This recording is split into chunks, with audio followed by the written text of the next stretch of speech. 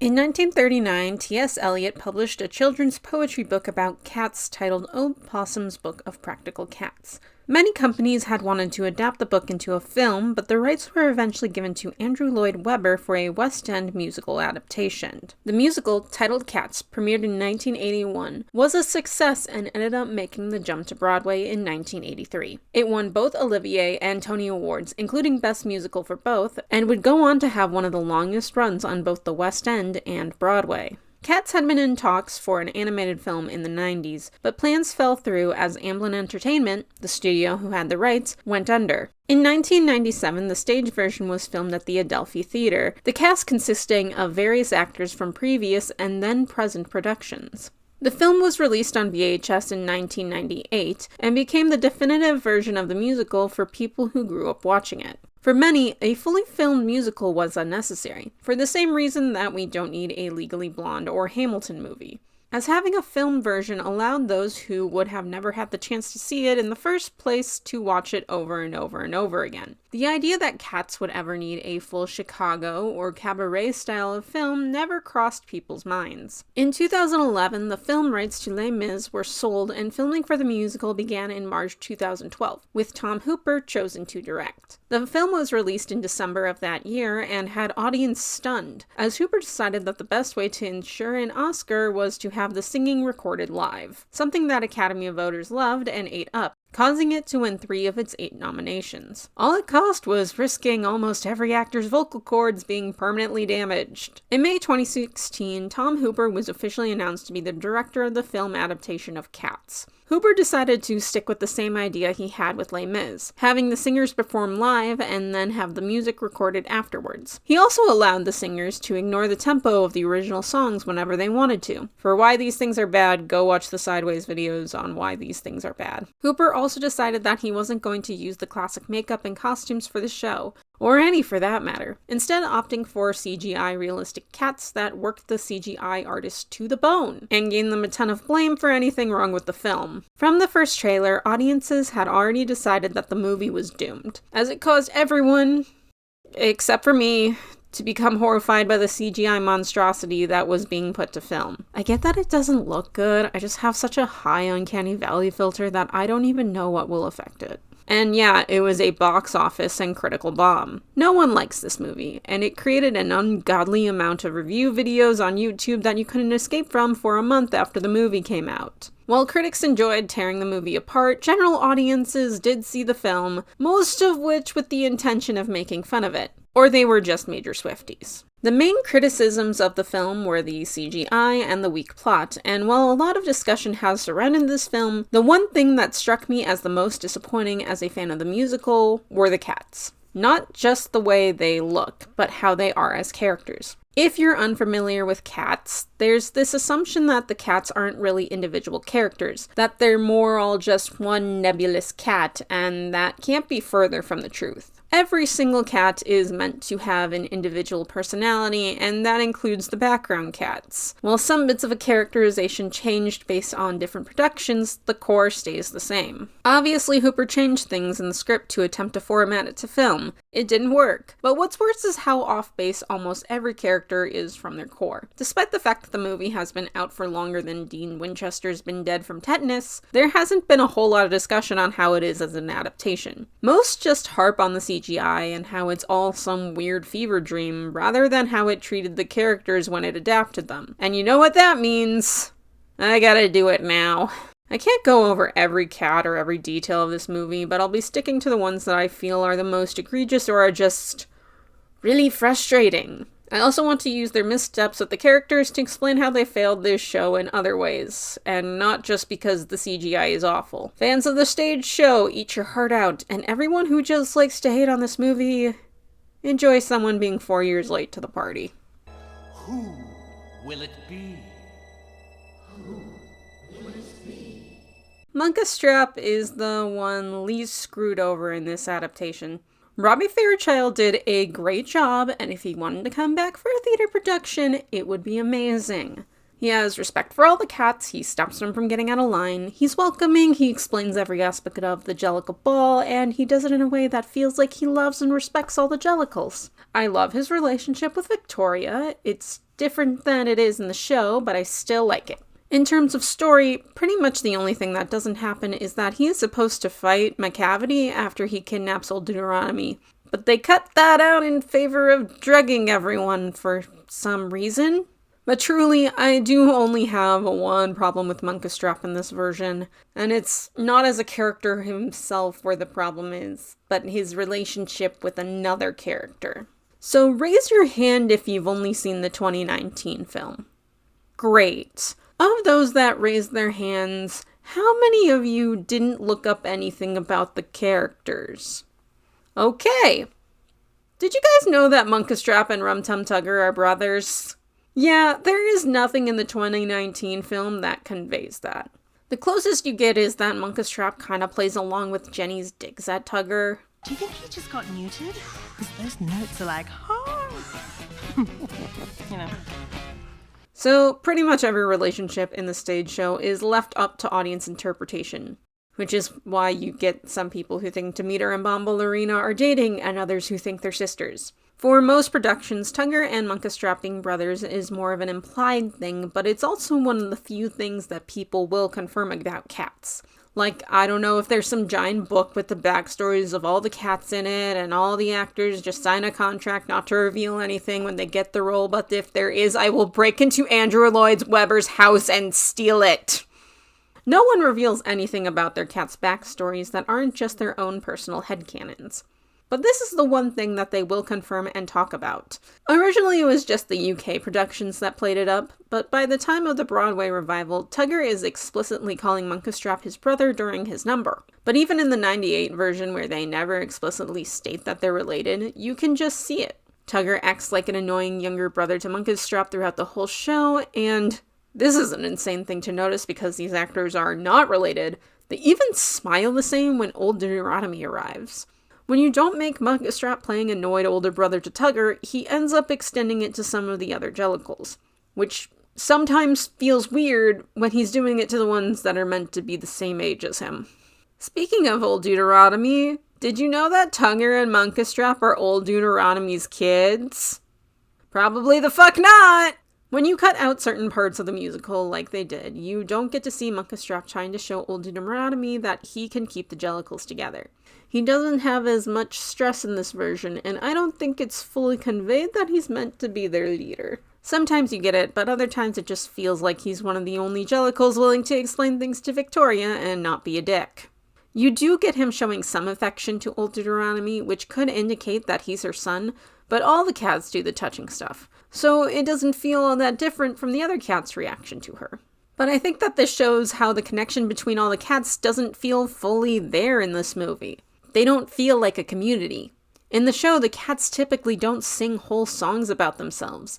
They get parts of the songs, but most of the numbers are typically sung by other cats with a few exceptions. It feels like all the cats care about each other and genuinely love and respect each other. We're supposed to be seeing how the cats care for the other cats, which is the reason Munkustrap leads the main group numbers, because he cares and protects all of them as their leader. Even if you don't hear him, he sings in almost every single one. Luckily, they actually somewhat keep that in the movie. For some reason, it's really hard to fuck up Munkustrap, I guess. This is the only character they get an A+ on. Okay, not the only one.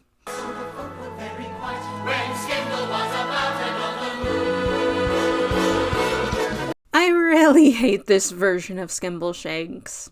Not for normal, sane people reasons. I hate this version because he is my favorite Skimbleshanks.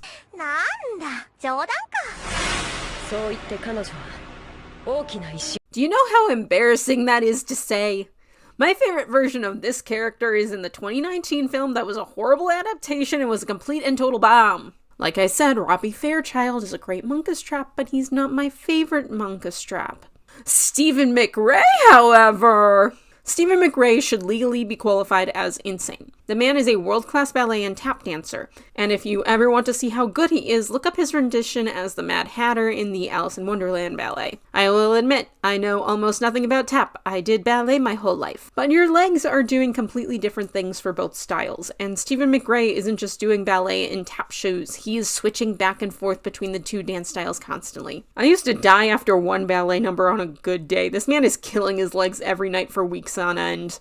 Insane. But a more substantial reason why he should be considered insane is that he caused an actual amazing number to exist in this movie. The reason Skimbleshanks sounds so good is because Stephen McRae actually stayed with the tempo while he was singing. Like I said, I know nothing about tap, but I did percussion for 5 years before quitting due to trauma, so I know what a beat is. He listened to the click track, sang, and kept the beat of the whole song. Not to steal a comment from YouTube, but if you listen carefully, you can hear the orchestra sighing in relief because they can actually play the music correctly with the actual click track and sheet music. I don't know whose idea it was to turn Skimbleshanks into a tap number, but thank you!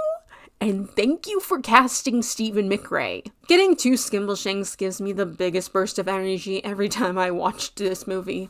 The next contestant is Skimbleshanks, the railway cat. Fuck yeah, it's Skimbleshanks! I'm still dying by the time we're at Mr. Mistoffelees, but this kept me going for a little while longer. And can we talk about how this entire scene shows what this movie could have been? Diegetically, the cats are not actually dancing on the railway line and in a train car. They're meant to be pantomiming everything, like they do in the musical, which you can see them start doing before Skimble dances onto the train tracks. You see it brought back to diegetic when he switches from dancing on the wood to dancing on the drum. So why wouldn't they do that for the whole movie? Why not embrace that you can do wild and crazy things with your numbers because you are no longer confined to the stage? Why not make the Gumby cat more fantastical and unrealistic? Make it so she actually ends up on a stage. Or take Bustopher Jones and actually show around all the places that he goes to rather than just describing it while he eats garbage. Or you could have done some really fun stuff with Macavity if you understood the point of it. I don't know, you're no longer confined to the stage, and Skimbleshanks shows what happens when you actually remember that. Anyways, Skimbleshanks himself is pretty good in characterization. I just think he's not exactly the father figure he is in the stage show. In the stage show, he's often running around rather protective of a lot of the other cats, and is very obviously seen helping kittens get away from Macavity. He checks on Cassandra to make sure she's okay after she helps Mistoffelees. It's all very dad-like of him. Here, it's barely there, so he doesn't actually get to be a dad to the other cats. He doesn't even show up in the background to old Deuteronomy's number, so we're kind of left without half of his characterization. He's less trained dad and more trained daddy. I'm not sorry. Good job, Stephen McRae, and fuck you for being so good. Yeah, in case you haven't picked it up, there's mostly no specific order for me talking about the cats. Originally, I didn't have a Mungojerrie and Rumpleteazer section in here because my initial complaint was like, they're just boring and their arrangement of their song is weird. And then I started to think about it, and boy did I get angry. So in the show, after Bustopher Jones's number, there's a scare that Macavity's arrived, and all of the Jellicle's free. But oh look! It's Mungojerrie and Rumpleteazer, and it's like, oh, they're just fucking with everyone. They're mischievous, but overall not harmful to the other Jellicles. And you see them in the show before this. They're in almost every number before their own, and if you watch the 98 film, you can see their little interactions with some of the other cats. Their entire song is about how they are troublemakers, but it's done in a way that it's like a prankster kid and not hardened criminals. They're also not malicious when it comes to what they do, and they never hurt the other Jellicles. Mess with them? Of course. But hurt? No way. They're fun, goofy little cats, and they're the ones most entertained by themselves. After their number, they're there the rest of the time, contributing to a lot of the other numbers. Also, why did Tom make Bustopher Jones and Jennyanydots the comedic relief when these two were there the whole time? The movie, I don't even know what they're doing. Aside from the fact that the number is just overall worse with its arrangement and tempo change, yes, I know this version was in the original London show, but this... And there's nothing at all is just better. So, like, they basically switched this out for this very stilted version, and it just gives it a different vibe. And I think they did it this way because they added Victoria to this number for some reason, and wanted it to be them seducing her in a way. But it's really weird that they're portraying the relationship this way. It's like Victoria is going to the bad side because she spent some time with Mungojerrie. What the fuck?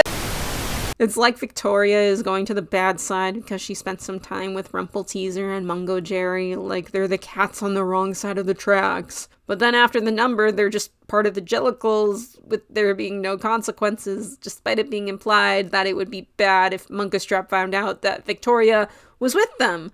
I'm just really confused at this point. Also, why'd they make this a trio? It's a duet showcasing two cats who are playful and like to show themselves off. Why does she get to join in? Why, Tom? And then we have the fact that the number is entirely away from the other cats. It's just in a random house and is used to isolate Victoria and the two. But you take away a point of the song, which is very importantly showing the place Rumpleteazer and Mungojerrie have in the Jellicles, which you will find is a very common theme in this movie.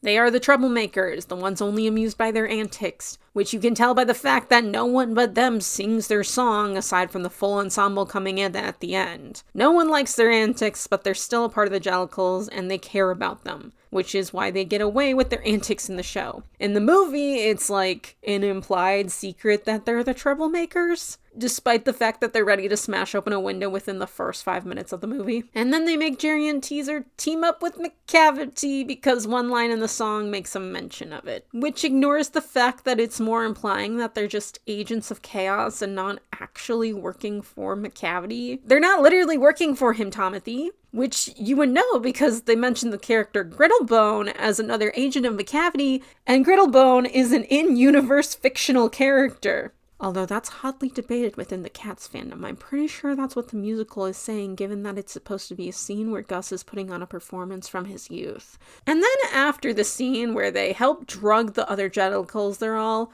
oh no, we were tricked, and just have the two continue being Jellicles with no consequence. And it makes no sense why they would ever think this is a bit of fun, because at the beginning of the movie, they scatter when Macavity shows up just like everyone else. So why would they fall for the idea that Macavity would just be pulling a prank? It's just, why? Can you keep your characters consistent for more than 5 seconds, Tomothy? And where is it?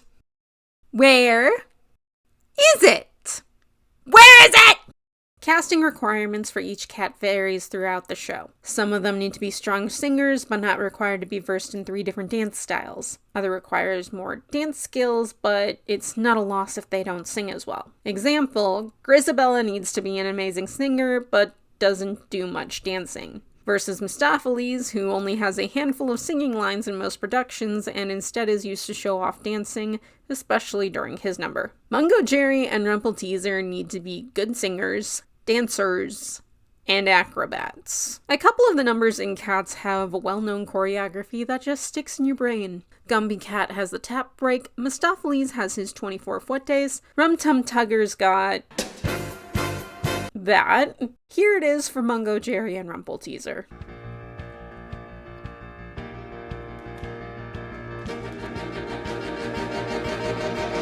This is the thing that sticks in the brain of all the casual viewers when it comes to these two. Hooper, I get it. You love your grounded realism, which made someone think you were a good choice for one of the least grounded musicals ever. But is it so much grounded realism that you can't understand what a cartwheel is? Have you ever even made an attempt to watch the Olympics? Because I haven't, and I know that a tandem cartwheel is impressive, but still a realistic feat. You want to know why I know that, Tomothy? You want to know why? Because I've seen the goddamn musical! Why did you cut it? There's a lot I dislike about these two in this movie, but I will give them exactly one thing They cast Naomi Morgan as Rumpleteazer, a role that she already played during the 2016 international tour. I'm not saying that every character in this film needed to be cast with someone who played them on stage, but when musicals move to movies nowadays, they typically ignore it as a possible option and just go for people who are big names who can sing, which is how Taylor Swift got here. Cooper actually cast a Broadway actor in a role before with Samantha Barks as Eponine in Les Mis, and she's the best one. There's a lot more confidence when you cast someone who was already in the role. It's why Cats 98 is so good. Someone who actually knew the material cast this person in this role for that reason. These two sadly just come out feeling really confused, unsure of their place with the Jellicles, their place as characters, and unsure of why they're the bad cats. And there's nothing at all to be done about that.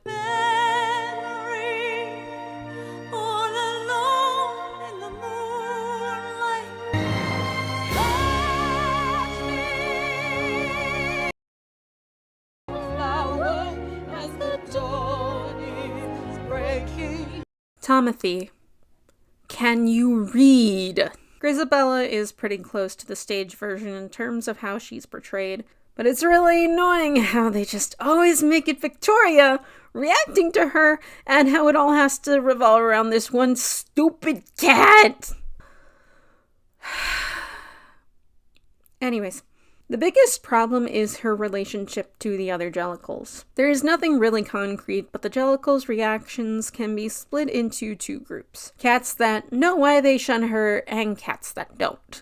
See, there's about 5 age groups in cats. You have the kittens, who make up most of the ensemble. You have young adult cats, which are just Mistoffelees, Mungojerrie, and Rumpleteazer. Then you have the adult cats, which are Munkustrap, Alonzo, Rum Tum Tugger, Cassandra, Corocopat, Tantamile, Bombalurina, and Demeter. Then you have the older adult cats, Skimbleshanks, Jellylorum, Jennyanydots, Bustopher Jones, and Asparagus. Then you have the oldest cats, which are Old Deuteronomy and Gus. When Grizabella shows up, the kittens and young adult cats want to touch her and welcome her into the Jellicles. But Munkustrap and anyone older immediately places themselves between them and her. The younger cats don't know who she is or why they aren't allowed near her, but the older cats hate her. Munkustrap looks at her with disdain and a warning to stay away. Tugger looks pissed every time she appears. Bombalurina just gives her the judgiest look you've ever seen. Jenny gives her this look of, I know what you did and you should be ashamed. Skimbleshanks knock kittens aside, and Demeter...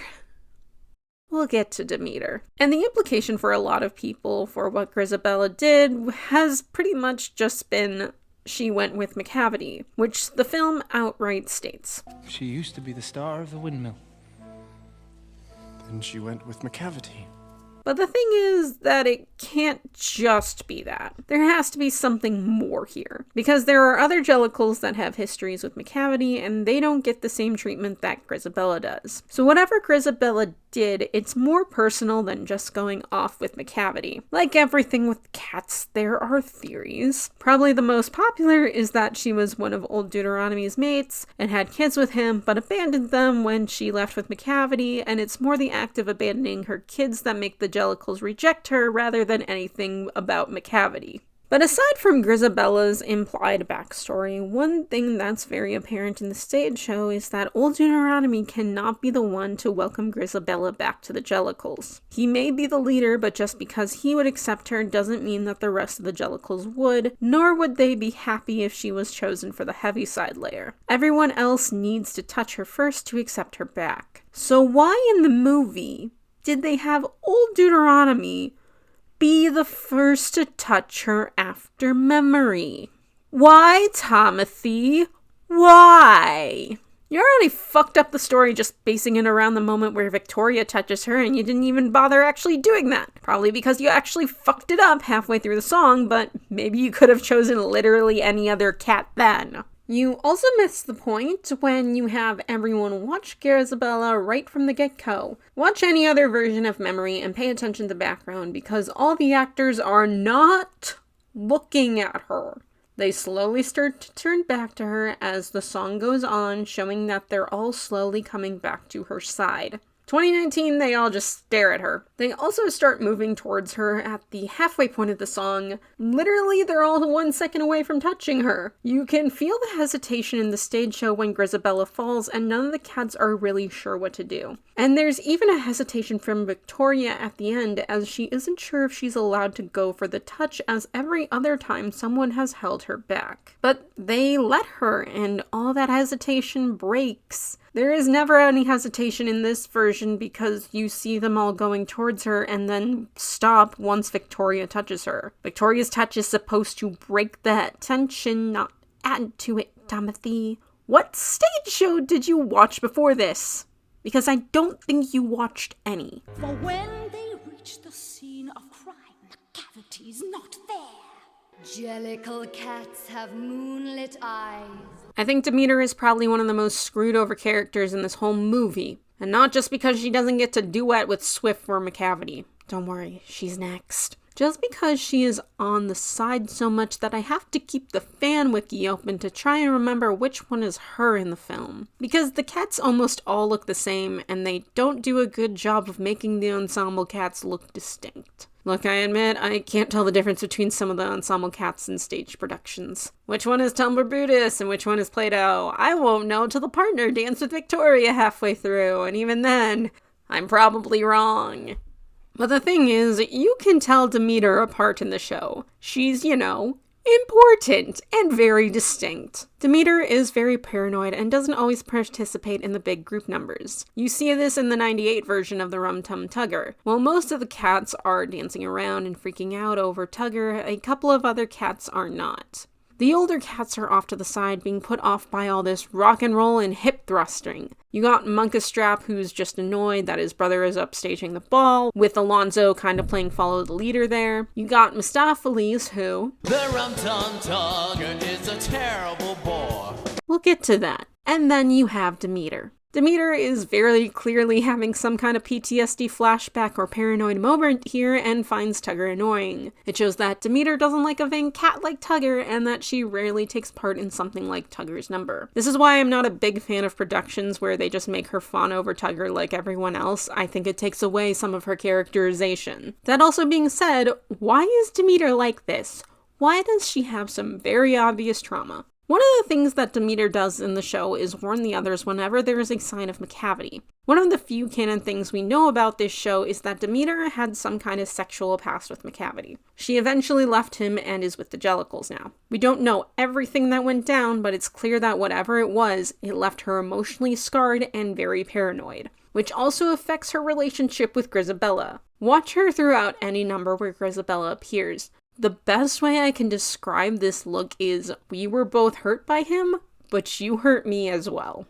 So it feels like Demeter gets Grizabella, because there are moments where you think she's going to touch her to welcome her back in, but stops. And after she sings Grizabella the Glamour Cat, she actually rushes out to her before staying back with the Jellicles. There's a history there, and while we don't know the details, you can feel the emotion with it. Sometimes fans focus on coming up with really elaborate ways to give the male cats sad backstories, and sometimes I just want to point out, Demeter's right there, y'all. Were you not listening to my song? There were 4 choruses. That's how much I had to deal with. Yes, sorry, so true. When you died, your son did have to grow up without a mother. Do we get any of that in the film? Nope! Pretty much the only thing she has in common with her stage counterpart is that she sings Grizabella the Glamour Cat, which she doesn't even sing most of her parts. That's it. Why would you do that to a character who has a prominent role in 3 different numbers? You spade one of the most important characters in this entire musical, Tom. What the fuck? And aside from all that and them doing that thing that I don't like where they make her into Tugger, the thing that fucks me up on a Tuesday is the way she treats Grizabella. Grizabella the Glamour Cat. Demeter would never mock Grizabella. Ever. There are cats that do, sure, but never Demeter. The relationship between Grizabella and Demeter is not some petty bullshit between coworkers. Demeter is upset every time she shows up. She isn't like the other cats when it comes to Grizabella, who look at her with disdain or try and protect the kittens. Whatever this shit is, it is complex. And instead, Timothy decided to take all that and go, yeah, let's just get some petty mocking in there instead. Let's take one of the most complex characters in the whole show and boil her down to singing half a solo and being mean to Victoria. Guess we should get into Cassandra also, because you cannot talk about Cassandra and Demeter in the show together because they don't interact. You might get a background thing from time to time, but at best you might say they know each other. In the movie, Cassandra actually takes the place that Bombalurina does in the show, but only insofar that she's paired with Demeter all the time, sings the curious beast line in Rum Tum Tugger, and for some reason she sings the other half of Demeter's part of Grizabella the glamour cat, and then they just keep fucking it up. Anyways, Cassandra is a more minor character in the show, but she is one of the ensemble's cats that stands out the most. She's got a very striking design, and unlike some of the other background cats, pretty easy to pick out. She's also a little bit more of a loner than the other cats are, and is pretty aloof, but also elegant. But she's not unhappy or cold towards anyone, just a cat that prefers her own company. She's also chosen as Mistoffelees' assistant when he needs to get old Deuteronomy back. What she is in the movie is fucking rude. She's mean to Victoria at every possible opportunity and doesn't want her near any of the other Jellicles. She specifically puts herself between Victoria and everyone else. She also just rolls her eyes at every single thing Mistoffelees does. They also give her Demeter's paranoia without any of the reason for it. She just hates Victoria. For no reason. Like Cassandra in the stage show, not the most welcoming cat, but she's not rude. She's a pretty nice cat and doesn't even reach the level of disdain that the other cats have for Grizabella. She just kinda ignores her. See, I feel like this is just another point of there being no real community with the cats. Cats tease and insult each other in the show, but no one's ever flat out rude. Literally a core part of the Munkustrap and Tugger dynamic is Tugger teasing Munkustrap throughout the whole show. But there's never any sense of hatred. This is just how you would act in a big family dynamic. Something that continues to be missing from this version of cats. Macavity's not there. I won't lie, the first time I watched Cats, I was a little on Bombalurina. To me, she was just Tugger's not love interest, and I was paying more attention to literally everything else. And then I watched 98 a million times, and oh my god, she's probably my third favorite character in this whole show. So Mamba is constantly in the show, and is one of the main voices for 4 different numbers. In The Old Gumby Cat, she is one of a trio that describes how Jennyanydots spends her days. There's Bustopher Jones, where she is also one of a trio, though her part is a bit smaller. She's the second to join in on Grizabella the Glamour Cat, and the song she's most well known for, her duet with Demeter for Macavity. In the movie, they take all those songs and take her out of them because they cast Taylor Swift, who only wants to be in the movie for 10 minutes, and just make Macavity a solo. I am not a Swiftie. The only Swift song I go out of my way to listen to is Look What You Made Me Do, and that's just because I think it's funny that people keep making Death Note AMVs with it. So any charm that comes from Bombalurina being Taylor Swift, I do not feel. My little sister feels it enough to praise the ground Taylor Swift walks on, but I'm gonna put a cap on my Swiftie culture complaining to say that I actually really hate Taylor Swift as Bombalurina. This was not a good choice, and not just because she clearly thought she was too big of a deal to suck her up and do a duet. No. There's a lot of people who really like the Macavity number, but I just can't. Welcome back to me screaming. Is this what y'all almost got suckered into paying $4,000 for? 'Cause couldn't be me. Swift just sounds like she's breathing in every word, and it's so distracting. I don't know if she's trying to go for a whispered tone, but it's not working, and it's not sexy. Bomba's a sexy character, and I'm sorry to everyone who finds Taylor Swift hot, but I just can never buy it when she tries to go for sexy. Bomba's supposed to be so attractive you question your sexuality. Or if you're a furry. And even if it wasn't for the CGI problems, it still would not be giving here.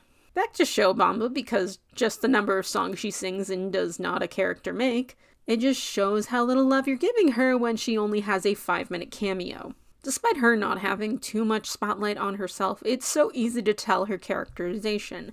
Bomba is arguably the most outwardly honest cat in the whole show. If you want to know what's going on with Bomba, you already do, because it's all over her face.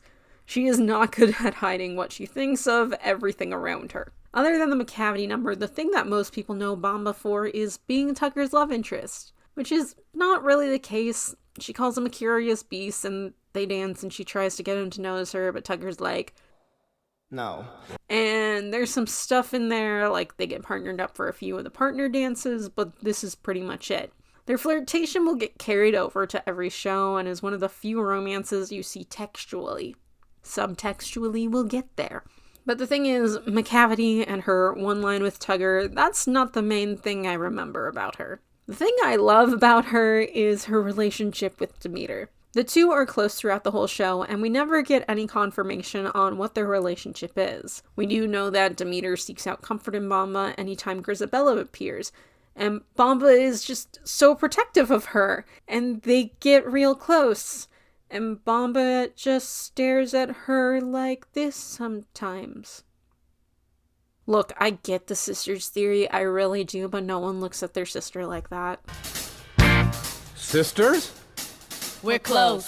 Society will assume that historians call them roommates. So everything I love about her is just gone in this movie, and instead she's made a villain. Bombalurina, she's quite a friendly cat. She's like a manipulative sociopath cat, so if that's your version of friendly, if that's like what you find to be like endearing, then yes. Okay. Guys, we got the warning sign that this movie was gonna suck. We should have seen it before the trailer ever came out. I can see a universe where Macavity is originally sung by a villain who is hyping him up. If you just got the piece with no context, it would seem that way. But it's not. It's a song warning the younger Jellicles about Macavity, sung by two people who had previous relationships with Guy. And yes, Bomba does find him dangerously attractive, which they kind of play up slightly more in the film, but she cares more about the Jellicles, specifically Demeter, than any attractiveness she may have for this guy, because she's very protective of Demeter. Girls being friends, gals being pals. But when you cast someone who's got to be on tour next week, we need to find a way to make sure she can do a 5-minute number and with no reshoots. So they make her a villain cat that just randomly appears for one scene and then never again. Do we have anything more on her? Like, why does she follow Macavity other than, like, maybe she finds him hot? No? What about these random background dancers? Do we get anything on them? No? Anything on why they want to join Macavity? No? Okay. So story-wise, we lose a bit, and we'll get to that, but character-wise, we lost a lot with this change. As I said in the previous section, most of Demeter is just gone in this film, and I can't help but feel it's a result of only putting Bomba in for a few-minute cameo that she only got because she lost the role of Eponine in Les Mis, and Tom gave her the role and didn't even bother there to make her audition, meaning that he probably cast her before he even had most of the script worked out. So a character is sacrificed to work around a big-name schedule and not them just realizing that maybe Taylor Swift shouldn't play a character who needs to be there the whole film. If you wanted her to have a 5-minute cameo in the film, you should have made her none of them.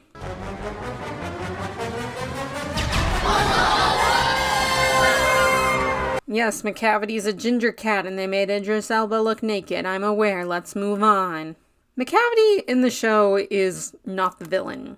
Cats is not a traditional story with one. He's no Gaston, no JD, not an Audrey 2, not even a Javert. He's a presence felt through the show as he's called out throughout the whole thing until he gets his 5 minutes of showtime in the second act. Outside of being a part of Demeter's tragic backstory, Macavity gets a couple of scares before showing up and kidnapping old Deuteronomy. He then disappears for a number where Demeter and Bomba explain why this dude sucks, then comes back pretending to be old Deuteronomy, only for Demeter to realize what's going on. Then he tries to kidnap Demeter, only to get stopped by Alonzo and Munkustrap, only for them to get their asses kicked. The other Jellicles start to go after him, and he fights them off, but plunges the junkyard into darkness and escapes. Even after Mistoffelees saves old Deuteronomy, he doesn't show up again. He's just gone. Now, Macavity is a bad cat who's committed tax fraud, and there are many theories as to why he does what he does. The most popular being that he is another son of Old Deuteronomy who was snubbed for being picked as the next Jellicle leader in favor of Munkustrap, and he either gets kicked out or leaves due to actions he takes in response to this, and he later kidnaps Old Deuteronomy as an act of revenge, which is a theory that doesn't really have any weight in the show itself. Like, there's series with way more canon evidence in the show, but this one, the one with literally no hints, this is the one we've accepted as canon. Okay. Before anyone says, well, Lord Andy, source. Provide me a source. Cite your sources, bachelor! Hooper clearly thought that Macavity needed a concrete motivation, so they made up the whole wanting to get chosen for the Heaviside Layer thing. We don't really know why he wants to be chosen. As much as I hate that they were outright stating why the cats want new lives in the movie, there's at least reasons. The musical, it's more about the cats discussing who would be chosen rather than it being concrete that all cats are competing. And for some reason, they keep it that Macavity is the only one to have someone sing about him. I don't understand either. And as much as the sun theory doesn't make any sense, Cats fans would probably have been okay with one of the most popular theories being confirmed. Could have confirmed the most popular, but we'll get there. As it makes it a little more fleshed out than he just wants to go to the Heaviside Layer. But everyone gets so hung up on this theory that everyone forgets something. He already has a motivation. Demeter. I said this earlier, but Demeter and Macavity had some kind of sexual relationship, which left her traumatized. He literally comes back and kidnaps her, and just to make his motivation more obvious, matinees used to add him saying the lines, "I'll be back for you," to her after he kidnaps Old Deuteronomy. He then comes back and kidnaps her. If anything, it seems like Demeter is his main goal and not Old Deuteronomy. So why not up this as his motivation? You could add a couple of scenes where one of his followers spies on the Jellicles and reports back to Macavity about Demeter being there, and when we get some line about Old Deuteronomy making it hard to get her, and thus setting up all the kidnapping stuff. Congratulations, I fixed you wanting to give Macavity a motivation problem. I've made your movie better. But wait, you can't do that, because you sucked all the character out of Demeter. So, guess that's how we get here, Tom. Thanks a lot. Okay, side note regarding the whole making Macavity the color of human skin thing, I noticed something. It's not just him. With the exception of Victoria and Tugger a bit, every cat played by a black actor is just the color of human skin. Admetus, Alonzo, Cassandra, Corcopat, Grizabella, Plato, Socrates, all the color of human skin. Some of them do get markings, but why don't they get to be any other color of cat? Why don't they get to be ginger cats, or tan cats, or black and white cats, or calico cats, or silver cats? Why? Why are they automatically the color of human skin? Like, is this a case of being ignorantly racist, or Timothy just thinking he's not being racist by doing this? But, like, this isn't a problem in the stage show. It's not like they change a cat to brown if a black actor plays them. They keep the same costume, and they just change the makeup a bit. Here's Alonzo when he's played by a white actor. Here he is when played by Ahmad Simmons. There's a difference in the makeup, but it's still clearly the same character. Cats is one of those shows that you can colorblind cast, and it affects even less than when other stage shows do it. Because they're cats. So why did you do this, Tom? Why did you do this? Alright, back to Macavity. There's this other thing that bothers me when it comes to Macavity in the movie, and that's Victoria. In the show, Victoria is scared of him like all of the other Jellicles, but there's nothing else there. In the movie, right at the beginning, Macavity takes the... What?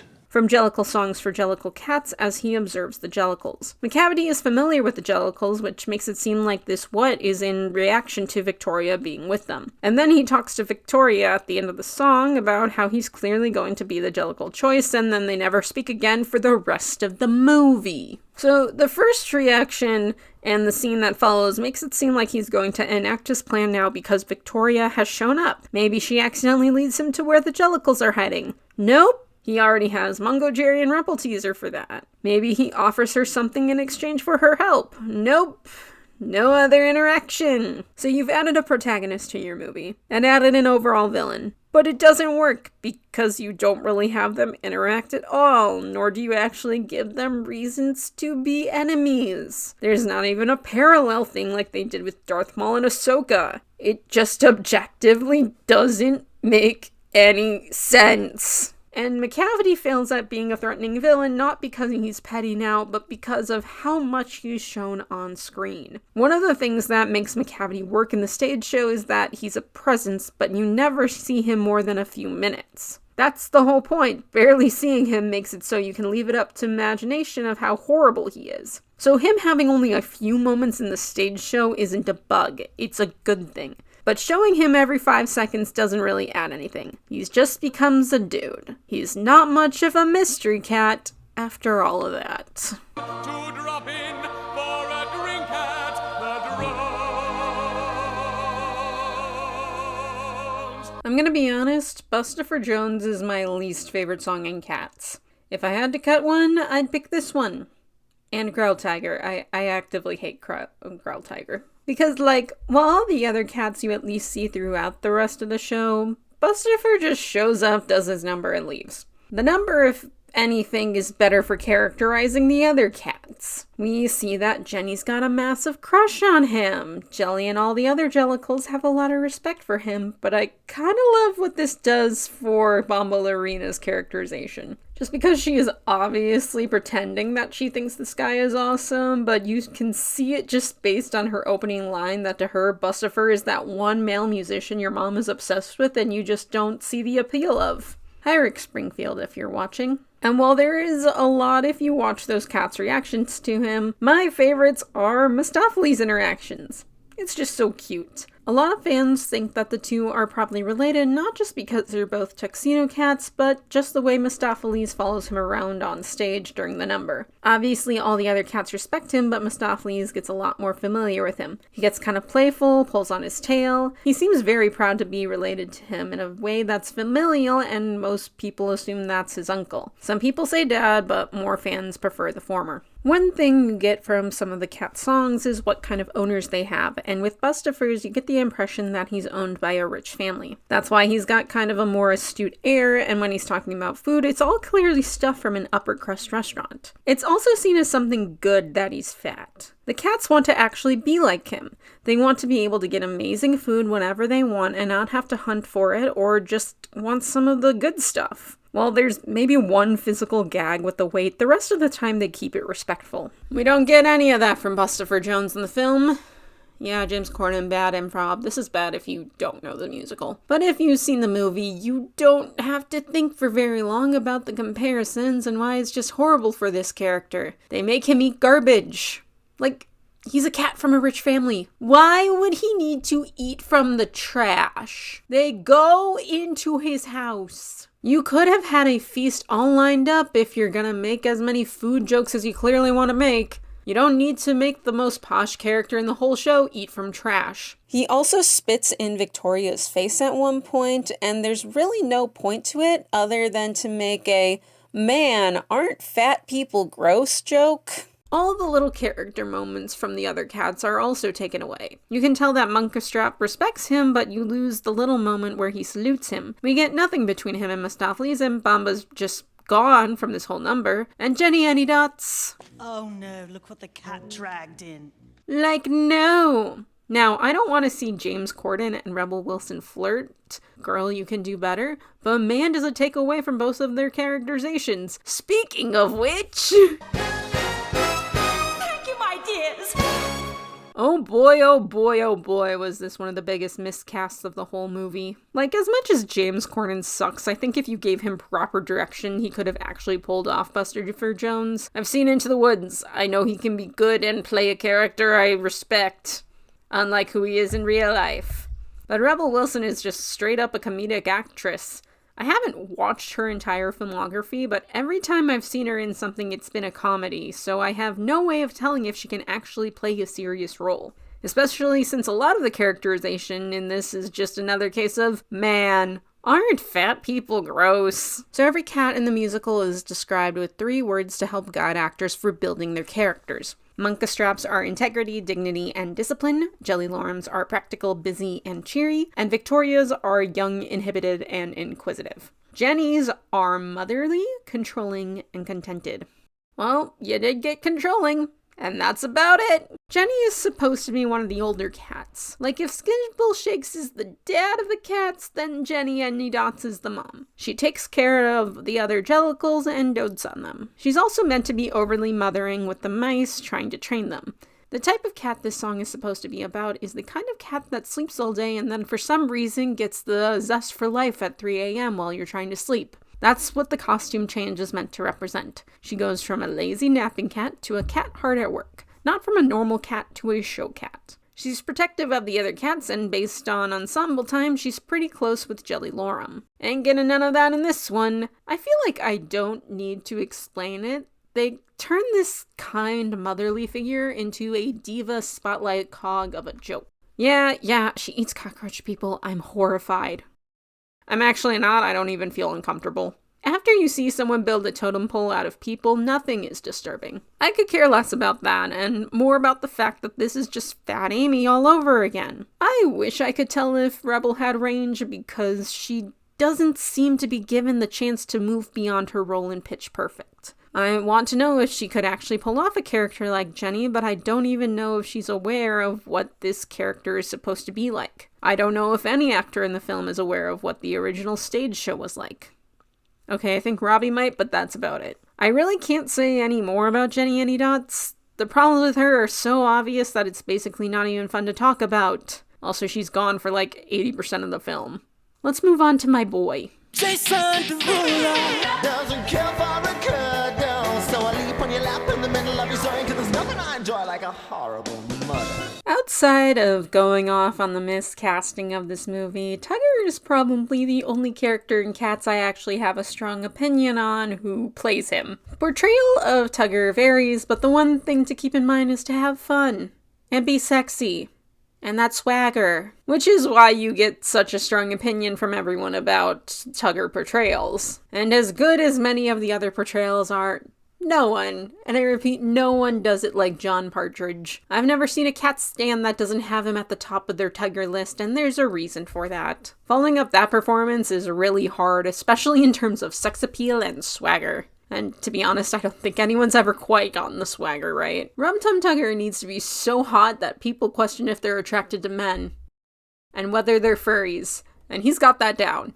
It's not a hot take at this point that Jason Derulo is actually a pretty good Tugger. His number actually gets to be good when they don't interrupt it. He pulls off the more vain aspects of the character, and even though for some reason they cut down on some of the sex appeal, he's still a pretty sexy Tugger. I'm not questioning my sexuality or anything, but I can see why the other cats want him. The writing decisions for the rest of the movie are more where the problems come from than the actual performance.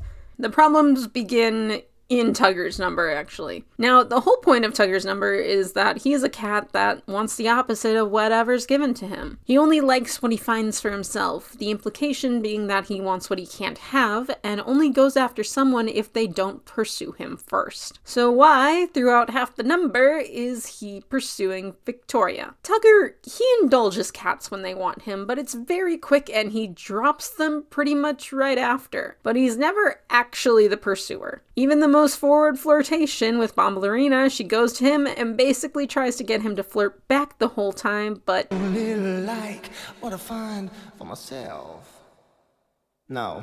And pushes her to the side. Stop reaching out to Victoria. You only want what you find for yourself. She found you! Even when he indulges all the fangirl kittens at the end of the number, he never signals one out aside from getting etc. to stop screaming. So why signal out Victoria? If you know the stage show, you might know why. The Rum Tum Tugger is a terrible bore. Placing the song in the middle of the street with only the younger Jellicles also doesn't really show anything about Tugger and his place within the Jellicles. You just get the impression that he's the party cat who's fun and all the girls want him, and while that's definitely there in the original, you actually learn more about the Jellicles in this number as well. You can pinpoint how the older cats are completely flabbergasted by Tugger and how they see him.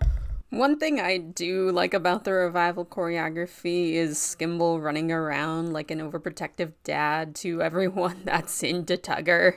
Just trying so hard to stop the fangirling. You see which of the younger cats aren't impressed by Tugger as it reflects their place in the tribe, like with Alonzo and Munkustrap. You see Demeter set apart from everyone, which informs her character. You see the one character that actually listens to the lyrics of Tugger's song. The Rum Tum Tugger is a terrible bore. Are we there yet? We get there when we get there! And the guys want him too. The slutty bisexual trope is such a damaging stereotype. But counterpoint, slutty bisexual king right here. But you get it. When it's just all the young cats praising him, you don't actually learn anything about the other characters. And as the movie goes on, it's not very interested in telling more about Tugger either. Watching any version of Cats, you sometimes learn more about the cats by what numbers they participate in than the numbers about themselves. It's why Bombalurina and Demeter are so distinct despite not having a single song about them. We know more about them than Bustopher Jones, and he's got his own number. So when you just have Tugger sing only his number and none of the other numbers he sings, you're kind of just like... That can't be it. Where's the rest of it? Because yes, the Rum Tum Tugger is vain, a flirt, indecisive, and all over the place, but he also sings for two other cats. The songs are meant to show how other cats feel about specific cats. Munkustrap sings for Jenny because of how much he respects her and thinks she's worthy of being the Jellicle choice. Jenny sings about Bustopher because she's into him. Demeter and Bomba sing about Macavity as a warning. Jelly Lauren sings about Gus because of her sympathy and respect for him. And Rum Tum Tugger sings Mr. Mistoffelees because they're The two songs that are sung mostly by the titular cat are Mungojerrie and Rumpleteazer and Rum Tum Tugger. Mungojerrie and Rumpleteazer sing their whole song because they're clearly the only ones amused by everything they do. And Rum Tum Tugger sings about himself because of his vanity and need to show off. So when you have so many other cats just sing about themselves, it just makes them all seem selfish and that none of the cats are actually rooting for them to be the Jellicle choice. So Tugger stands out less. And you take away the other half of his character when you don't let him sing the songs he's supposed to be singing. And the cats he sings about is important. Remember how I said Tugger and Munkustrap are Old Deuteronomy's kids? So they let Munkustrap sing Old Deuteronomy in the movie, but they didn't let Tugger do that. This song is meant to be a duet, and you can't say they made it not a duet for celebrity solo reasons because Robbie Fairchild may have a Wikipedia page, but he does not have T-Swift celebrity clout. Unless Jason Derulo was on a tour, I don't see why you couldn't make it a duet still. I don't know if Jason and Robbie's voices would match as well as Michael Gruber and John Partridge's, but I think it could have still been decent. And character-wise, it shows Tugger's place among the Jellicles as much more than just the party cat. You see, Tugger's more selfish qualities disappear during the song. He's still got his swagger, but you can see the difference between the way he sings about himself and about Old Deuteronomy. His own number is over-the-top, verbose, and with Old Deuteronomy, it's filled with affection and respect. There's this moment when Tugger first shows up and you're like, oh, what's he gonna do? As up until this point, we've only seen him do the Rum Tum Tugger. But it's this immediate respect, and you can see that even Munkustrap is a little surprised. You also see his standing with the Jellicles, as he's not leading the song the way Munkustrap does, but he is helping him. But you don't have his respect for Old Deuteronomy stand out from any of the other Jellicles in the film. At best, you get this. It's party time.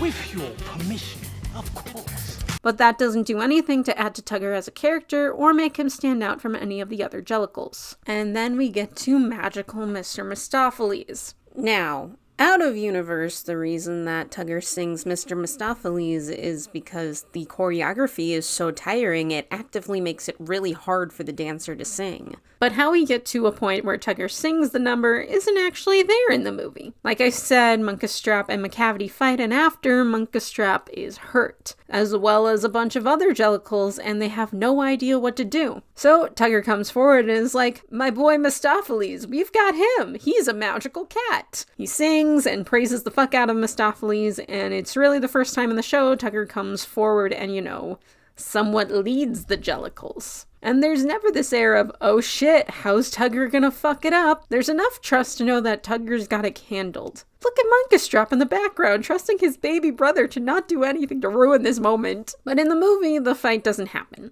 They get drugged for all of 5 minutes and then are perfectly fine. So you never get this panic and worry of, what do we do? You get sarcastic comments when Cassandra is all, well, we can't use magic to get old Deuteronomy back, despite the fact that this is a world with magic cats. And Victoria is like, yeah, well, Mistoffelees is a magician, so he can bring him back, which doesn't make any sense, but we'll get there. And Munkustrap starts the song, and then Mistoffelees takes it from there, which is a horrible idea. And I get that when certain celebrities are busy, they have to work around that, and I would get why they would do that for this number if it weren't for the fact that Jason Derulo is there the whole time. Jason Derulo! He's right there. They cut to him very obviously. I would get it if they had him for a limited amount of time, but then maybe use your Jason Derulo a little more wisely. Maybe don't put him in the drug trip version of Macavity because he's not even in that song in the original. But in universe, there's 3 reasons that Tugger sings the song. 1, he's got to make the jellicles believe in Mistoffelees. 2, it was his idea to have Mistoffelees save his dad, so he's got to back it up. And 3, a cat so clever as a magic Presto. They took out the goddamn Presto! There is no God! What is the first line of Magical Mr. Mistoffelees? The greatest magicians have something to learn from Mr. Mistoffelees' conjuring turn. Yeah. You know what he doesn't do in this movie? The conjuring fucking turn! If there's one thing the 98 film got wrong, it was cutting the turn. That's it. So Timothy, you had the ability to correct the one mistake the original film made, and you don't fucking do it? But you know why you couldn't do it? Because you didn't hire a dancer for the role. A character who's known for doing a routine so straining that they needed someone else to sing his song because the song was specifically designed to show off the dancing skills of the actor, and you didn't hire a dancer?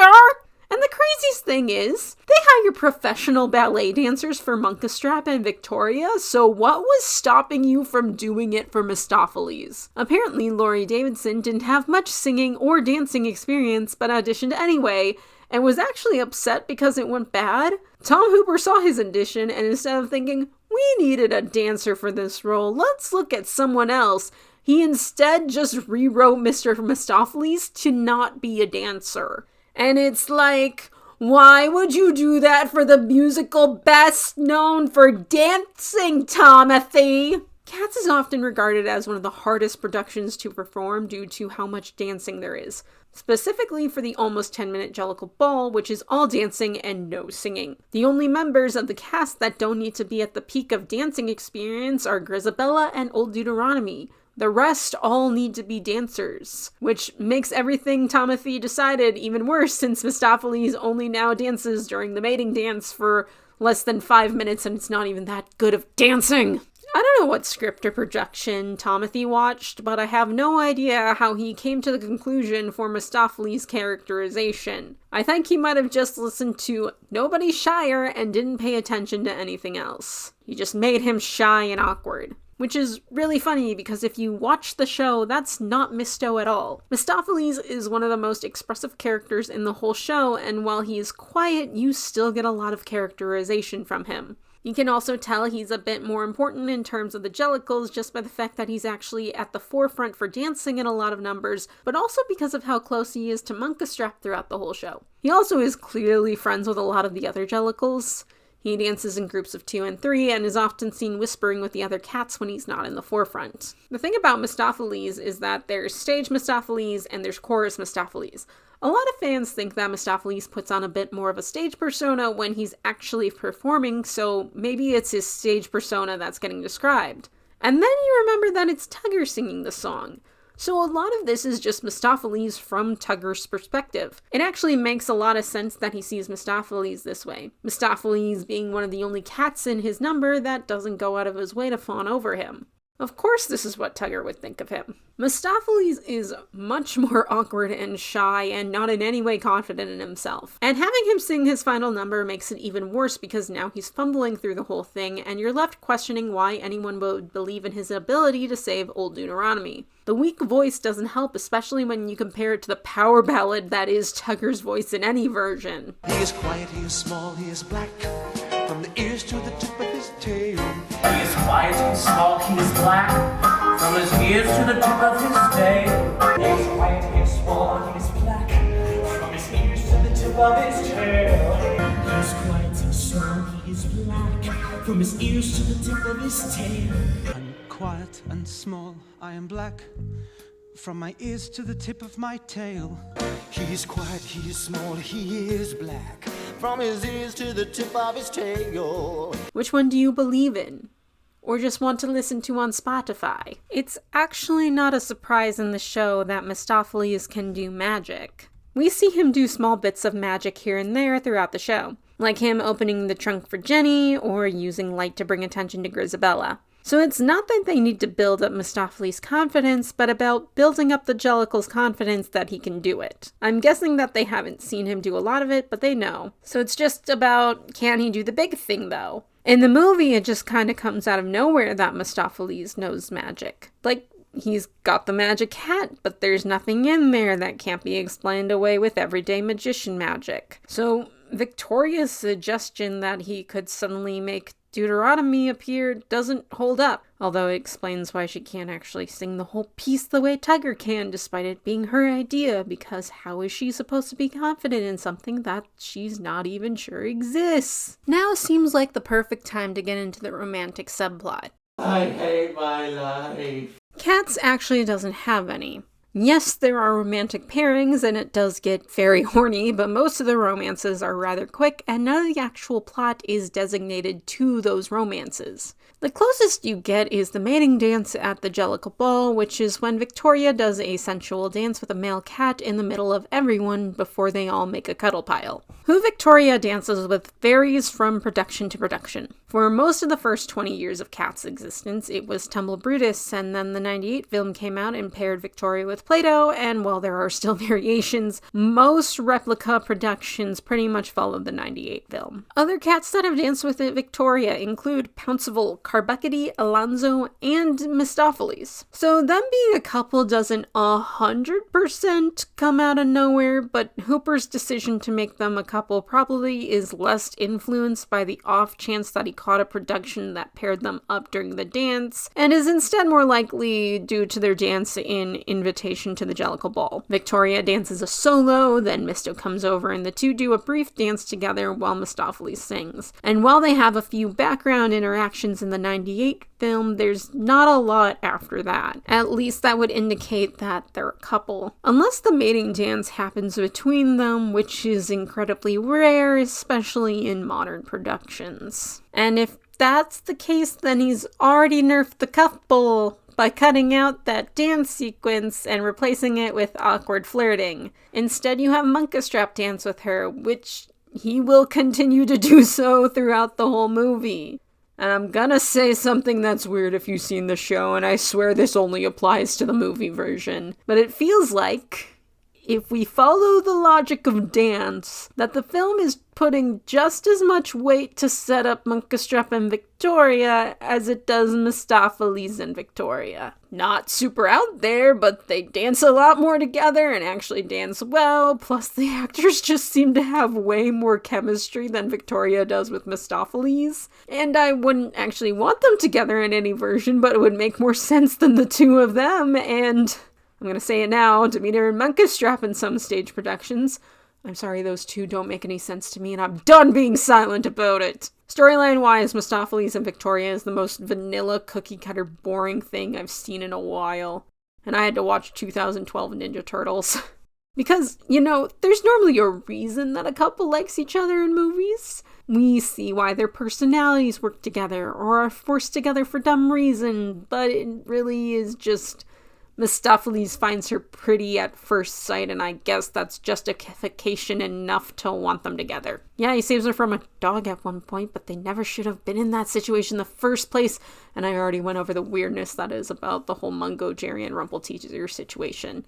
And they're, adrenaline pumping, trying to up the romantic tension thing that they're doing or whatever. God, it makes no sense! I didn't even need to touch the fandom theory that they're siblings to explain why this couple makes no sense.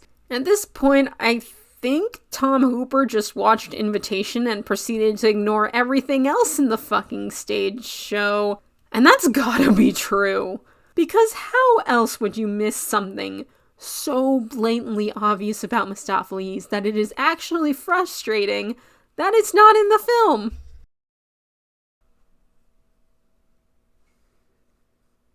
The Cats fandom is not a monolith. No fandom is. Most can't even agree to what tag to use for posting, let alone anything regarding a character's interpretations.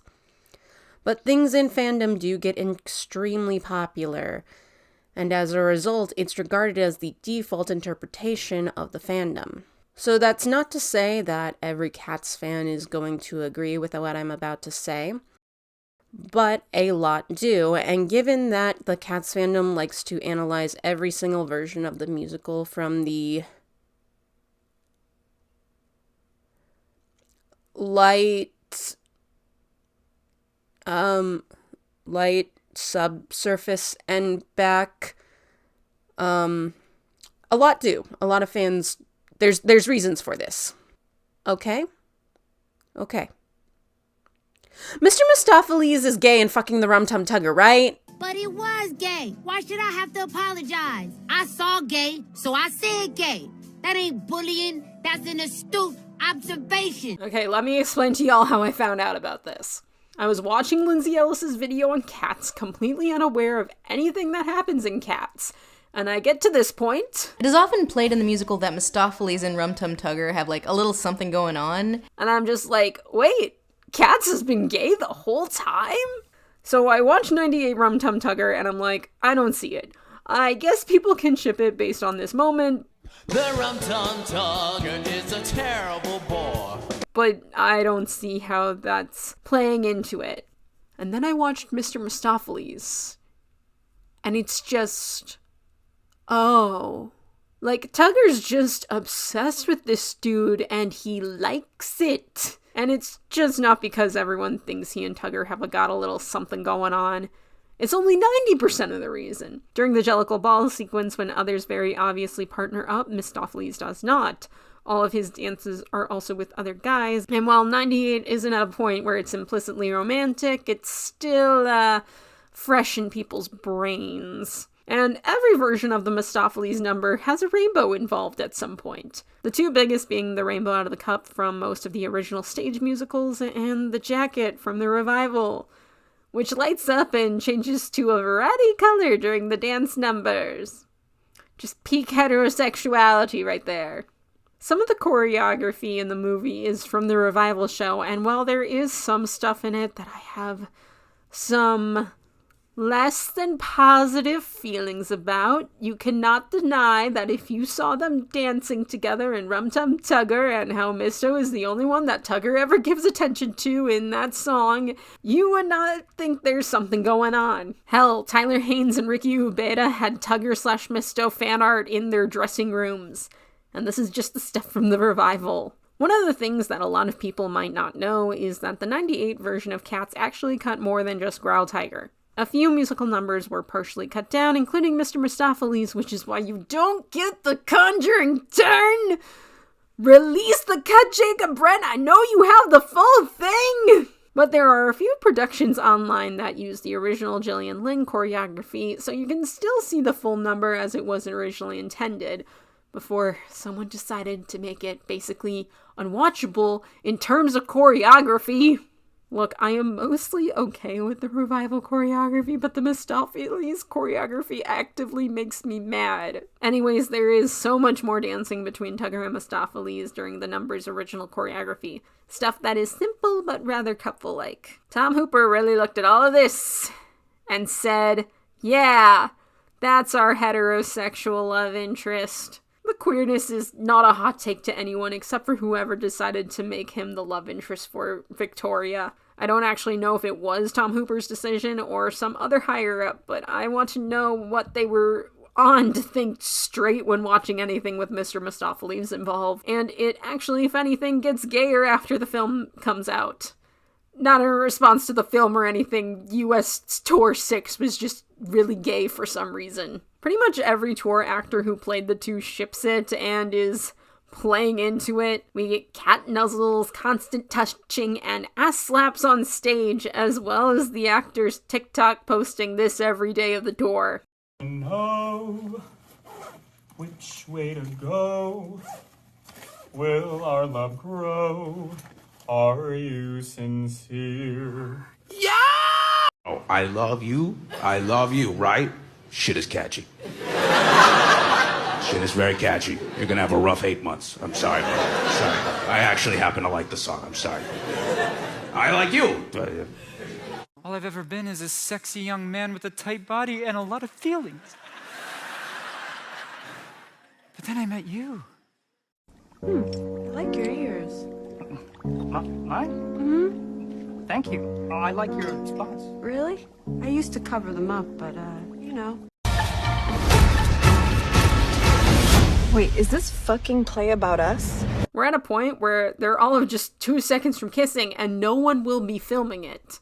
We just had our fun talking about all the ways these two are secretly banging in various stage versions, but we need to get back to the actual reason that I made this video, which is actually being disappointed with the 2019 Cats for reasons other than my ship not being canon. So we're gonna have to actually talk about certain parts of the movie specifically, which means I do need to bring up more ways in which they were gay in various stage productions. The Rum Tum Tugger is a terrible bore. So it somewhat varies as to who says this line.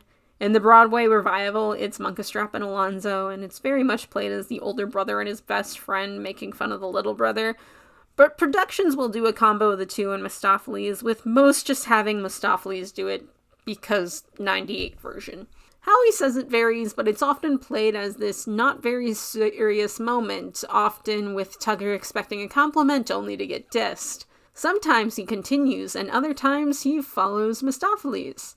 There's one version where Mistoffelees just decides he's going to be horny on Maine and just rubs up on Tugger, while Munkustrap says the line. What's the heterosexual explanation for this? Because I sure can't think of one. Also, in one UK tour, Tugger gives Misto a kiss on the forehead, and I think about it all the time, and why is it so goddamn grainy? This moment still exists in the 2019 film, but the context for it changes. Instead of it being playful, slightly annoyed, or a flirtation from Mistoffelees, instead it's jealousy. So Tugger appears, and just like in the show, Victoria is attracted to him. And because they made it so that Mistoffelees is into Victoria, the context for the moment changes.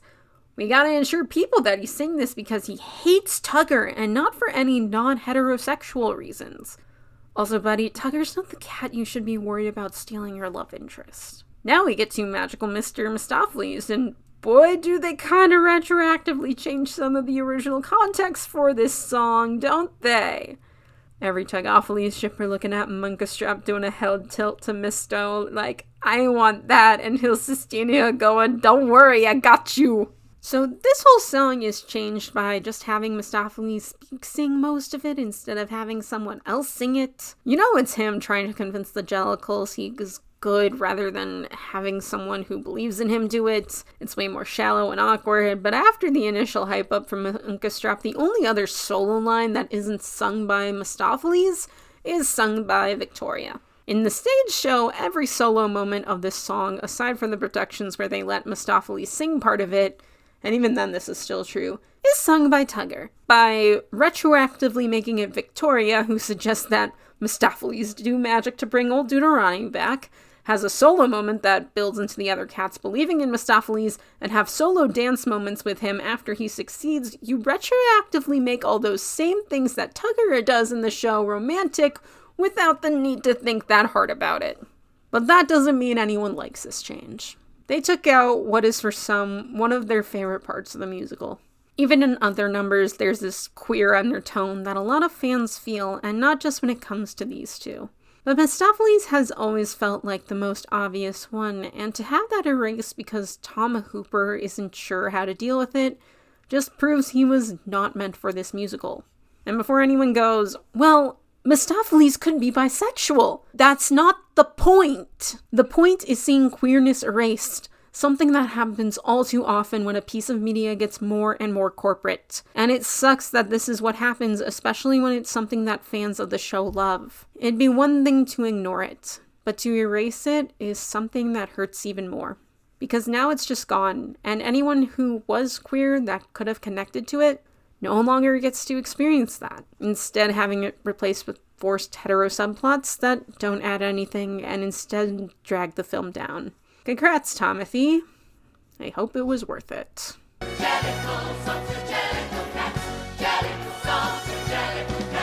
So I just want to explain all the weird stuff that they did with the chorus cats that I didn't already mention. Every single production of Cats is 80% chorus cats, and even then, when you're not having a solo, you're in the chorus. Except for Munkustrap.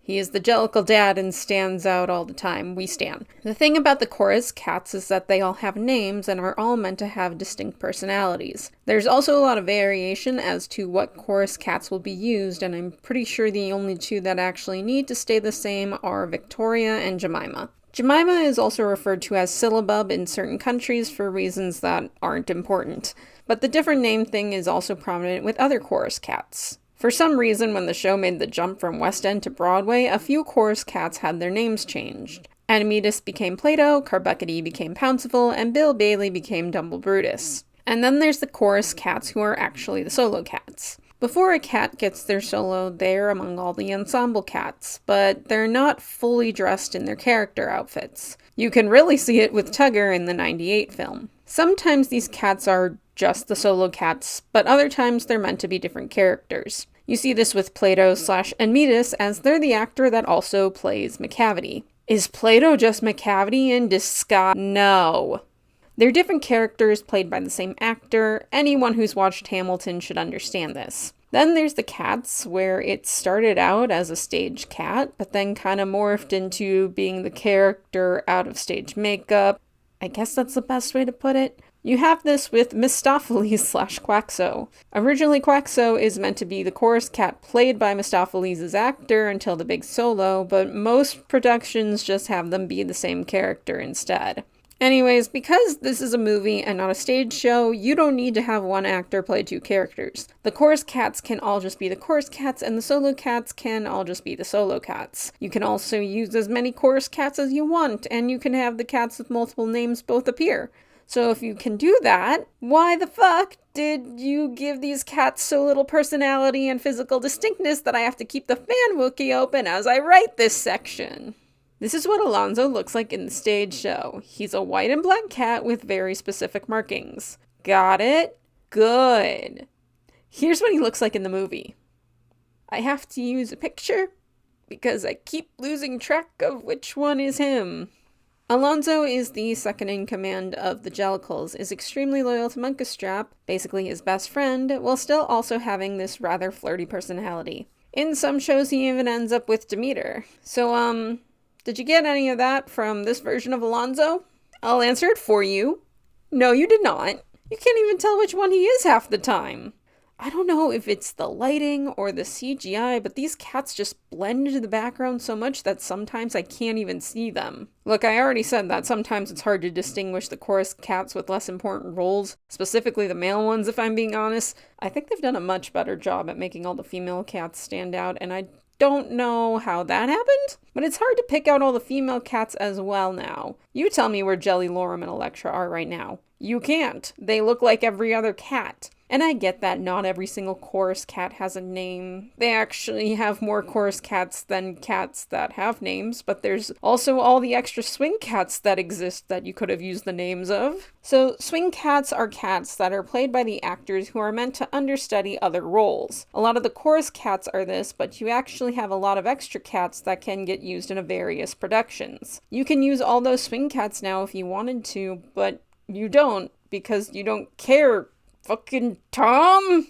And then there's Plato and Socrates, which is a decision that I find really weird and easily avoidable. Fans of the musical are going, wait, who the fuck is Socrates? That's an excellent question. These two twin cats who do all the dancing, one's Plato and one's Socrates. Socrates doesn't exist in the musical, he's made up for the film. Which they do make up random cats sometimes for the musical, and Hell Exotica was specifically made to give Femi Taylor a cameo in the '98 film. But I think it was pretty dumb to make these two specifically the twins. I explained Plato is just the Broadway version of Admetus, so why not just make it so that Admetus and Plato are the twins? It would have made more sense than making up a new cat and making Admetus a random cat that I can't tell the difference from any other cat in this film. Also, why do Tantamile and Corocopat look like this? This is how they look in the stage show.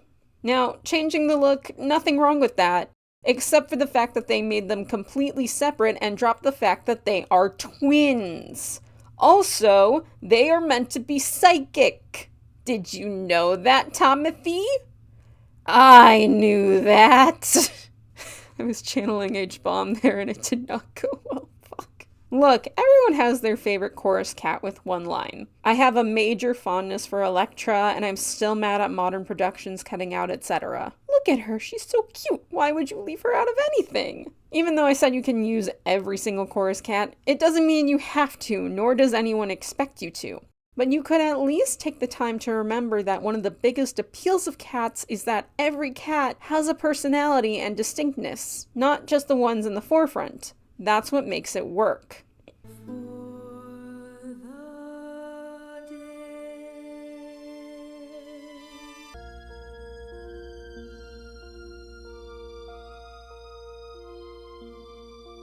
I said this at the beginning of the video, but I'm just gonna say it again. Go watch the Sideways video on cats, because this section I am basically expanding on, like, a big point that he made in that video about Jemima and Victoria.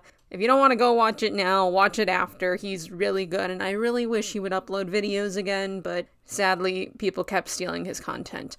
Go watch his video, though. It's really good. Alright, now my actual analysis. In the show, Victoria gets a lot of dancing solos, but isn't exactly the emotional core of the show, or the protagonist, because there is no protagonist in Cats. There's song cats, featured cats, and chorus cats, and we all pick and choose which ones to stand and write fanfiction about. Picking a protagonist is like picking a winner in Six, but if you were held at gunpoint and had to pick one, here are all the cats that would make much better protagonists than Victoria. Mistoffelees, Munkustrap, Rum Tum Tugger, Demeter, Grizabella, Old Deuteronomy, and most importantly, Jemima. Also, Kay Howard should have won Six. Jemima is actually who you should choose if you're gonna do the emotional through line of the show, because that's what she is. First to realize everything involved with Grizabella is the one to encourage her to sing Memory and actually gets Grizabella to her big moment of the song.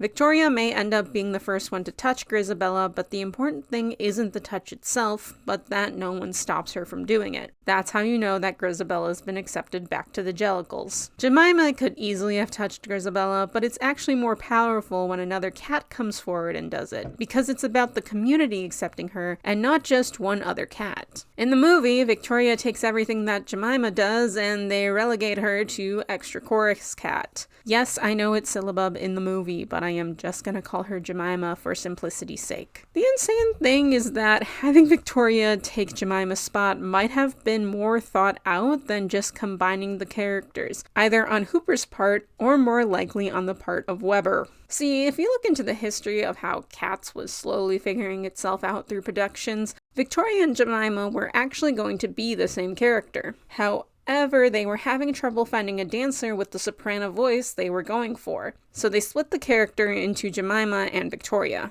I actually get what they were going for with the movie. It's similar to what they did with Mungojerrie and Rumpleteazer's number by harkening back to the early show and its ideas. However, when the two were split, they were actually given more distinct characteristics outside of dancer and soprano. Jemima and Victoria are used to represent two halves of the show. Jemima is playful and curious, while Victoria is graceful and elegant. Jemima is the spiritual aspect of the show, while Victoria is the physical. The two cats are often paired together throughout the show to keep this theme going. When you combine them into one character, it kind of fucks it up. Jemima is innocent because she is young, and at a certain point, she joins in with the other Jellicles in talking about Grizabella, despite the fact that she made earlier efforts to touch her. She doesn't know why Grizabella is shunned, but when the adults told her no, she listened, because she's a baby. It's when she actually hears what Old Deuteronomy is saying about Grizabella that she actually changes her tune to the one of memory, something no one else is able to do at first, because they're older and set in their ways. But Jemima saves Grizabella from her lonely fate and gets Grizabella to sing and in turn have the tribe listen to her. Jemima is a Jellicle and she got all the other Jellicles to change their mind. So because of this, Jemima can't be the first one to actually physically welcome her back, as she's already spiritually done it before she even had the approval of the other cats. The physicality of Victoria is what makes it official. Physical, spiritual. Physical, spiritual. Physical, spiritual. You see what we got here? It's not inherently a horrible idea to put more focus on one character, but maybe in this case it should have been two characters. It would make it much more interesting, and it probably would have made them cut the romantic subplot. Or, replace it. You know who you are. Don't lie to me. Okay, moving on to Victoria herself in the movie. First of all, that solo song. My sister insisting that this is a good song is proof that Taylor Swift is a net negative for pop culture, and I think after this video, I'm just gonna pretend I don't know who that is. Just like making her a protagonist, giving Victoria a song is also a decision that makes no sense. Cats who deserve a song about them more than Victoria. Munkustrap, Demeter, Bombalurina. Okay, this list is smaller. Jemima's got daylight, she doesn't get another song. But the song is bad and basically undercuts memory by saying, fuck wanting that, at least you have good memories. The song is also just not interesting and very boring. It also continues to ruin the musical because instead of having Old Deuteronomy be the one to hear memory, now she completely misses it and instead listens to Victoria's song. And then sings Moments of Happiness, which is now about Victoria, I guess? Proving that they missed the point of Grizabella being the emotional through line of the show and instead throwing it to Victoria. Also, because you've made Victoria a main character in a movie where a main character isn't needed, the entire point of this song is thrown out the window for most of it. She's like, well, I'd like a home, and before this, there wasn't anything to indicate that she was sad about leaving her old life. It just comes in halfway through the movie and won't get brought up again till the last 2 minutes. And I feel bad because Francesca is actually a pretty good singer, but this song just doesn't work for her lyrically, or she just had to learn it all rather quick. Which she did basically learn it all day of, and this poor girl. This is what happens when you add songs just for the off chance you'll get an Oscar nomination. Who do you think you are, mean green mother from outer space? And then there's Victoria's entire backstory. So here's Victoria's backstory in the show. Yeah, that's right, there is none. Because here's every cat with a confirmed backstory that we only know some of the details of. Demeter, and Macavity, I guess. Everyone else you can come up with whatever you want. Because the story of cats is not reliant on giving the cats too much backstory, with most of them just having it be, they are Jellicle cats. So you have to make up a story out of nothing to give Victoria a reason to join the Jellicles, when for many people they just assumed it was that she was born into them. Now she's thrown out by her owners into the middle of the street and abandoned, which is such a cruel way to start this movie. The thing is, you don't want to think about humans when you're watching cats. You gotta shut off your brain and enter the world of suspension of disbelief. Something that is getting so hard to do nowadays for some reason. But the only time we think about humans in the musical is that sometimes you think, oh, that cat has this type of owner, or boy, I as a cat owner really relate to this song because my cat does that. Victoria being abandoned doesn't add anything to the narrative, as that's not what Grizabella's story is about. It's about recognizing suffering in other people. We don't know what she did, but the Jellicles eventually realize that they're wrong for not allowing her back in. Making it about belonging doesn't make any sense because Grizabella's story doesn't end with her belonging. It ends with her pain being taken away. And because Jemima understands her, I think I'm gonna get stuck talking in circles at this point, so I'm just gonna get to the last thing that bothers me about making Victoria a protagonist.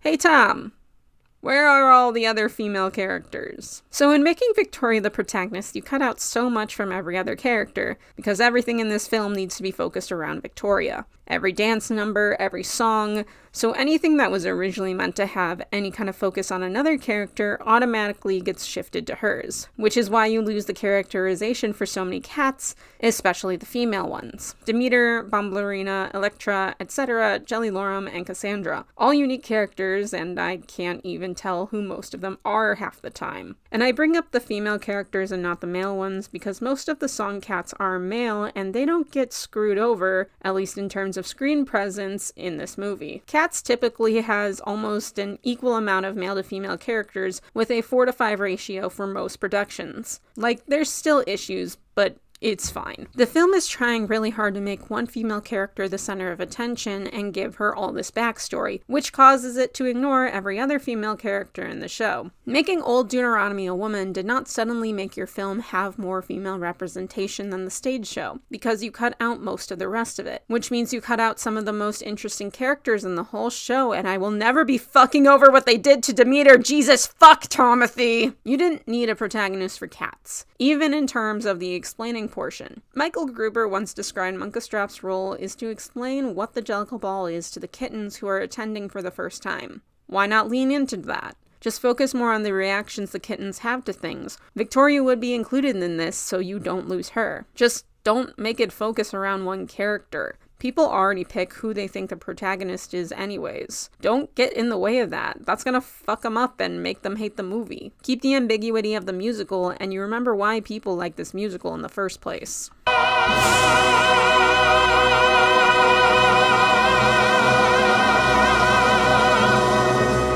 When the 2016 revival was fully cast, one of the first things they told Tyler Haynes and Andy Jones was that Tugger and Munkustrap are brothers and the sons of Old Deuteronomy. The two then worked together to make sure that that dynamic was seen on stage. So they had told us on day one that Munkustrap and Tugger were brothers and were Deuteronomy's sons. Yep.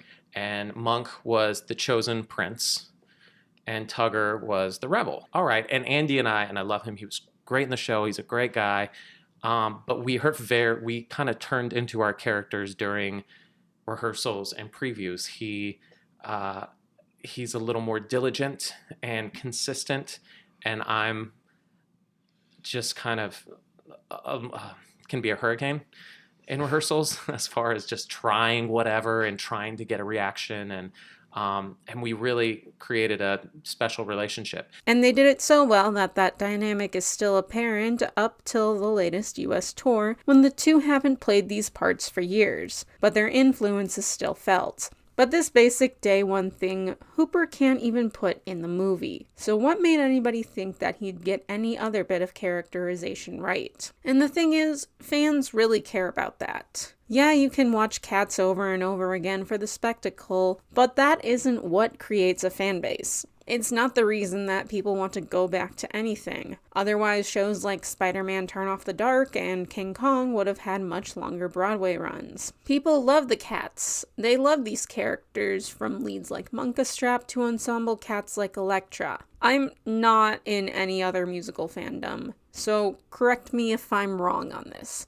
But I don't know how often other musical theater fans try and search out different bootlegs. Sure, you'll get a couple of versions out there that are easy to find, but aside from checking the differences between the performers, I don't know if anybody is searching for the Chicago cast recording of Hamilton. A lot of fans tend to be happy if you get a pro shot or just a really good movie adaptation, and really only search out new bootlegs if there's been a major update. But despite the fact that the '98 film has been around since barely a month after I was born, most Cats fans are not satisfied. Bootlegs of various productions exist, and I am not going to be satisfied till I watch as many as there are out there. Or at least until I find a full version of the Vienna revival or Maddox McGee as Tugger. I know they're out there. I've seen the gift sets. Where are they? And it's not just to compare actors. They genuinely want to be able to see what new people who love cats do when they get their hands on it. They want to be able to pick and choose details from each version that they like, what new little background details they can enjoy. And they really love non-replica versions of this show. If you are in Italy and are going to see the Il Sistina tour, my Tumblr is linked below and you know exactly what to send me. I don't know how the musical bootleg economy works, but the people who keep making cats love cats. And they love the cats. Hooper's Cats is like when a new writer gets a hold of your favorite comic book character, but they've never actually read anything about the character before. He is the Arrow of cats, and his influence will not be felt on the musical, aside from some people looking into it because of the 2019 film. And the movie came and left the general pop culture lexicon so fast that I think I'm the last person to talk about it. Because despite everyone's prediction that the movie would be so bad that it would create a cult status like The Room did, at the end of the day, there is just not enough here for something like that. I watched it with my roommate, and while we had fun, we never had a desire to watch it to make fun of it a second time. I might try it again in 6 months when she forgets everything that happened in it. I wish I had that ability. It's not enough to make fun of, it's not enough to remember, and it actively does not understand the music or the characters that it had. And that, my dear friends, is the true reason that Cats is a horrible adaptation. So this year, 2023, hopefully I'll get it out before January 1st, is the 25th anniversary of the '98 version of Cats. And as far as I can tell, no one's done anything for it. So this is kind of my contribution, even though it's 3 months late. Thank you all for watching. I am so sorry to everyone who subscribed from my last video and expected this channel to be all TMNT after that. You're gonna find that I just post when I want about whatever I'm obsessed with for 2 months, and that varies from moment to moment. This channel is mostly for shipping and whatever the last thing I was reblogging on Tumblr. Anyways, what do you think is the biggest mistake of the Cats movie? Be creative and don't say the CGI or bad improv. Let me know down below. Don't forget to like and subscribe as well. I will see you all next time. Bye-bye.